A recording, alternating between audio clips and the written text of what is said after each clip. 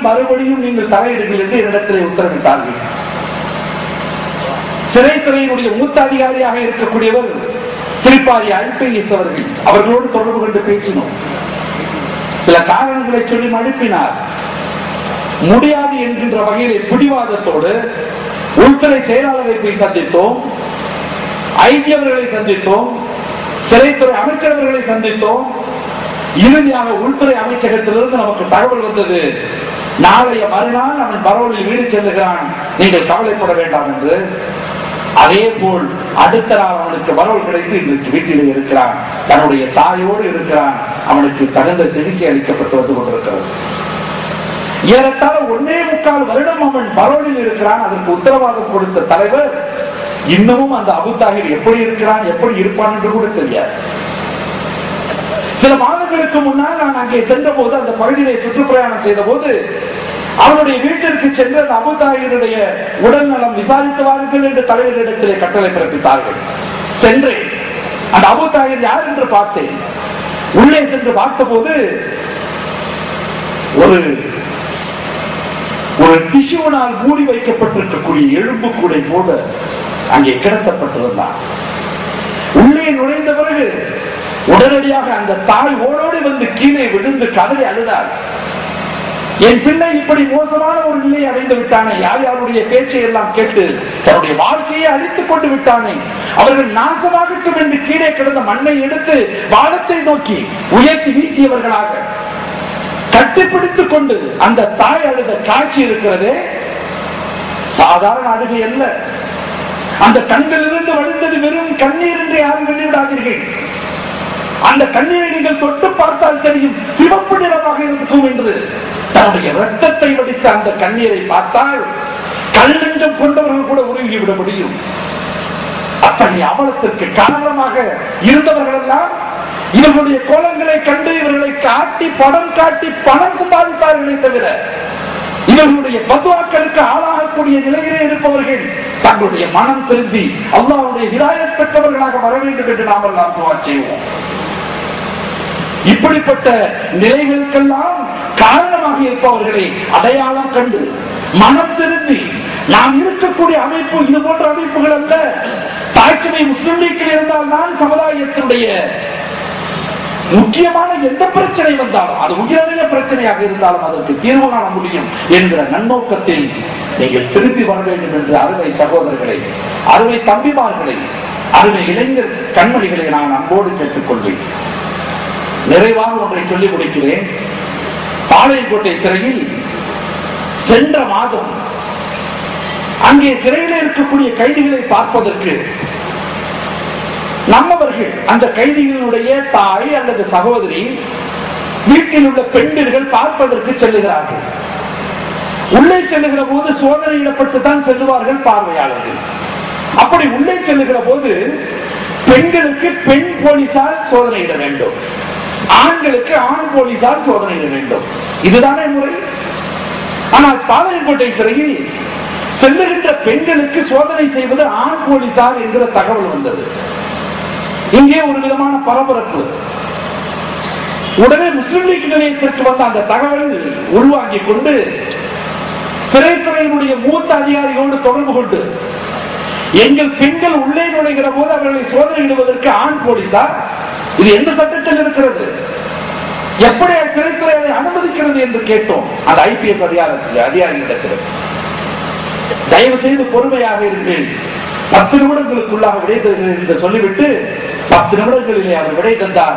நீங்கள் சொல்லியது சரிதான், உடனடியாக பெண் போலீசாரை நாங்கள் போட்டு விட்டோம், ஆண் போலீசாரை போட்ட சூப்பரண்டின் மீது உடனடியாக நடவடிக்கையும் எடுத்து வைத்திருக்கிறோம், தயவு செய்து வருத்தப்படாதீர்கள் என்று நம்மிடத்திலே வருத்தம் தெரிவித்துக் கொண்டார். இது நல்ல முறை, நடந்து முடித்து விட்டது. ஆனால் இப்பொழுது கேள்விப்படுகிறோம், பாளையங்கோட்டை சிறை அருகிலே இருக்கக்கூடிய பாளையங்கோட்டை மத்திய சிறை, அதில் இருக்கக்கூடிய சூப்பரண்டென்ட் என்கிற அந்த மேலதிகாரி, இவ்வளவு நாட்களாக இருந்த அந்த மேலதிகாரி மாற்றம் செய்யப்பட்டு வேலூருக்கு சென்றிருக்கிறார். சேலத்திலே பணிபுரிந்து வந்து கொண்டிருக்கக்கூடிய ஒரு சூப்பரண்டென்ட் இப்பொழுது பாளையங்கோட்டைக்கு வந்திருக்கிறார். வந்து 2 மாதங்கள் ஆகி இருக்கின்றன. அவர் வந்த நாளிலிருந்து முஸ்லிம் கைதிகளில் மாத்திரமே அவர் தனிப்பட்ட கவனம் செலுத்தி பாரபட்ச உணர்வோடு தன்னுடைய செயல்பாட்டை செய்கிறார் என்கிற தகவல் நமக்கு கிடைக்கிறது. கிடைக்கிற தகவல்கள் எல்லாம் சரியானதாகத்தான் இருக்கும் என்று அல்ல, சில நேரங்களிலே தவறான செய்திகள் கூட வரலாம். ஆனால் அதனை சரி செய்து கொள்ள வேண்டும் என்ற காரணத்தினாலே பல்வேறு நிலைப்பாடுகளில் இருக்கக்கூடிய இடத்திலே நாம் விசாரித்தோம். விசாரித்ததிலே நமக்கு கிடைத்த உண்மை என்ன என்று சொன்னால், முஸ்லிம் கைதிகள் உள்ளே இருப்பவர்கள் அங்கே வழங்கப்படக்கூடிய உணவை அப்படியே உணவை உட்கொள்ள முடியாத ஒரு நிலை இருக்கிறது. அதனால் தன்னுடைய சொந்த ஏற்பாட்டிலே வெளியிலிருந்து வரக்கூடிய அனுமதியோடு வரக்கூடிய உணவுப் பொருட்களை சமைத்து அல்ல, சமைக்காமல் வரக்கூடிய உணவுப் பொருட்களை இவர்கள் உள்ளே காவல் அதிகாரிகளுடைய பார்வையிலேயே சமைத்து சாப்பிடுவது என்பது வழக்கமாக இருக்கக்கூடிய ஒன்று. அது முழுமையாக தடுத்து நிறுத்தப்பட்டிருக்கிறது. எந்த சூழ்நிலையாக இருந்தாலும் உள்ளே இருப்பவர்கள் உள்ளே கொடுப்பதைத்தான் தின்றே ஆக வேண்டும். அதிலே எப்படிப்பட்ட உணவாக இருந்தாலும் சரி, அதிலே புழு இருந்தாலும் சரி, கல் இருந்தாலும் சரி, கூடம் இருந்தாலும் சரி, இதைத்தான் நீங்கள் திங்க வேண்டும் என்கிற ஒரு அழுத்தமான ஒரு சூழ்நிலை. இது ஒரு புறம் இருக்க, தேநீர் குடிப்பதற்கு, டீ போட்டு குடிப்பதற்கு வெளியிலிருந்து ஜீனி வரலாம், தேயிலை தூள் வரலாம். அவைகளெல்லாம் தடுக்கப்பட்டு உள்ளே விற்பனைக்கு கொண்டு வரப்பட்டு வெளியிலே இருக்கக்கூடிய விலையை விட 3 மடங்கு அதிகமாக கொடுத்துதான் நீங்கள் உள்ளே வாங்கி சமைக்க வேண்டும் என்கிற ஒரு அழுத்தம், அதுவும் ஒன்று. அது மாத்திரமில்லாமல் உள்ளே வரக்கூடிய பார்வையாளர்கள் மிக தூரமான அந்த கேட்டிலிருந்து உள்ளே வருவதற்கு தாங்கள் போட்டிருக்கக்கூடிய பெல்ட்டுகளை எல்லாம் அவிழ்த்து வைத்துவிட்டு, காலிலே போட்டிருக்கக்கூடிய செருப்பையும் கலட்டி வைத்துவிட்டு, கற்களால் பரப்பப்பட்ட அந்த பாதையில் நீண்ட நெடிய தூரம் நடந்து வந்துதான் பார்த்துவிட்டு செல்ல வேண்டும் என்று பார்வையாளர்களுக்கும் தன்னுடைய அதிகாரத்தை பயன்படுத்திக் கொண்டு ஒரு விளிம்பையும் தாண்டிய கட்டுப்பாடு. அது மாத்திரமல்லாமல் சில தினங்களுக்கு முன்பாக அப்படி பார்வையாளராக வந்த பெண்களுடைய பர்தாவெல்லாம் அவிழ்த்து வைத்துவிட்டு அப்படியே வர வேண்டும் என்கின்ற கட்டுப்பாடு. இந்த கட்டுப்பாட்டை எல்லாம் விதிப்பதற்கு யார் அதிகாரம் தந்தது? சிறை அதிகாரிகளுக்கு. சிறைக்கு உள்ளே வரக்கூடிய பார்வையாளர்கள் எப்படிப்பட்ட நீதியை வர வேண்டும் என்று சொன்னால் அந்த நீதியை கடைபிடித்து வரக்கூடிய பண்பாளர்கள் நிச்சயமாக அவர்களாக இருக்க முடியும். பாதிக்கப்பட்டவர்கள் அவர்களுடைய குடும்பத்தினர்கள், மனிதாபிமானம் இருக்கக்கூடிய எந்த அதிகாரியும் இத்தகைய வற்புறுத்தலுக்கும் இத்தகைய துன்புறுத்தலுக்கும் மக்களை ஆளாக்க மாட்டார்கள். நான் எல்லா அதிகாரிகளையும் சொல்லவில்லை. சிறைத்துறையாக இருக்கட்டும், காவல்துறை அதிகாரிகளாக இருக்கட்டும், இங்கே இருக்கக்கூடிய உளவுத்துறை அதிகாரிகள், உளவுத்துறை போலீஸ் அதிகாரிகள் குறிப்பெடுத்துக் கொள்ளுங்கள். காவல்துறையை பொறுத்தவரையிலும் சிறைத்துறையை பொறுத்தவரையிலும் நல்ல தன்மை கொண்டு நல்ல நீதி நெறிமுறைகளை பின்பற்றி நடக்கக்கூடிய அதிகாரிகள் ஏராளம் இருக்கிறார்கள். இன்னும் சொல்ல போனால் அடிமட்டத்தில் நடக்கக்கூடிய சில அக்கிரமங்களை கொஞ்சம் கூட தெரியாதவர்களாக கூட மேல்நிலையத்திலே இருக்கக்கூடிய அதிகாரிகள் இருக்கிறார்கள். என்றைக்கு தெரிய வருகிறதோ உடனடியாக நடவடிக்கை எடுக்கிறார்கள் அந்த அதிகாரிகள் மீது. அந்த அளவிற்கு உயரதிகாரிகள் எல்லாம் மிக தெளிவாக இருக்கிறார்கள். ஆனால் கீழ்மட்டத்தில் இருக்கக்கூடியவர்கள் தனக்கே உரிய சில காழ்ப்புணர்ச்சிகளை பயன்படுத்திக் கொண்டு ஆங்காங்கே சில பேர் செய்யக்கூடிய அந்த காரியங்கள், இது போன்ற துன்புறுத்தலும் வற்புறுத்தலும் அதிகமாக இருக்கக்கூடிய காரியங்கள் சிறைத்துறைக்கே ஒரு பங்கு விளைவிக்கக்கூடிய, மாசு கற்பிக்கக்கூடிய நிலையை உண்டாக்குகிறது. போலீஸ் துறைக்கே அத்தகைய ஒரு களங்கத்தை உருவாக்கக்கூடிய ஒரு நிலை ஏற்படுகிறது. ஒரு சில அதிகாரிகள் செயல்படுத்தக்கூடிய முறையின் காரணத்தால் இன்றைக்கு அவ்வாறு பாதிக்கப்பட்ட நம்முடைய சகோதரர்கள், பாளையங்கோட்டைக்கு உள்ளே இருக்கக்கூடிய சிறைவாசிகள், சிறை கைதிகள் இன்றைக்கு உண்ணாவிரதம் இருக்கிறார்கள். உள்ளே இருப்பவர்கள் என்ன அன்றாடம் சத்துணவையும் மிகப்பெரிய அளவிலே பிரியாணியையும் அதையும் இதையும் சாப்பிட்டு விட்டு ஜாம்பவனாக இருக்கிறார்களா?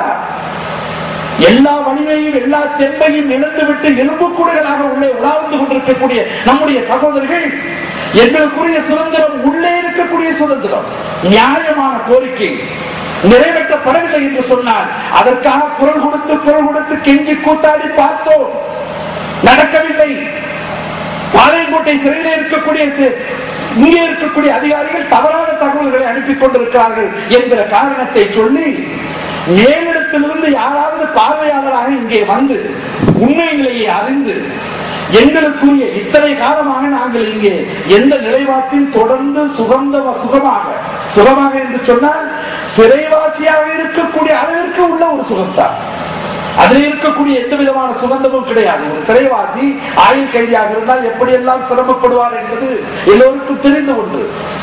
ஆனால் துன்பத்திற்கும் துயரத்திற்கும் வேதனைக்கும் சோதனைக்கும் ஆளாகாமல் தன்னுடைய அன்றாட சராசரி சிறை வாழ்க்கையை கழித்துக் கொண்டிருப்பதற்கு ஏற்ப இத்தனை நாட்கள் எப்படி அதிகாரிகள் ஒத்துழைத்தார்களோ அதை போல இப்போது புதிதாக வந்திருக்கக்கூடிய சிறை மேலதிகாரி கவனம் செலுத்தி தன்னுடைய நடைமுறையில் மாற்றம் கொண்டு வர வேண்டும் என்கிற ஒரே கோரிக்கையை அடிப்படையாக வைத்து உண்ணாவிரதம் இருக்கிறார்கள். இன்றைக்கு மூன்றாவது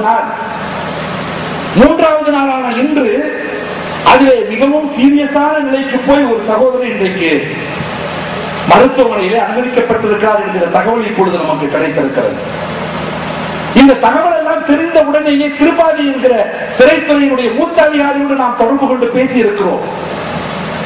உடனே இங்கே ஒரு அதிகாரியை அனுப்பி ஆய்வு செய்து எங்கே தவறு நடந்திருக்கிறது என்பதனை பார்த்து அதனை சரி செய்வதற்குரிய ஆவண காரியத்தை நான் உடனே செய்கிறேன் என்று இன்றைக்கு வாக்குறுதி வழங்கி இருக்கிறார்.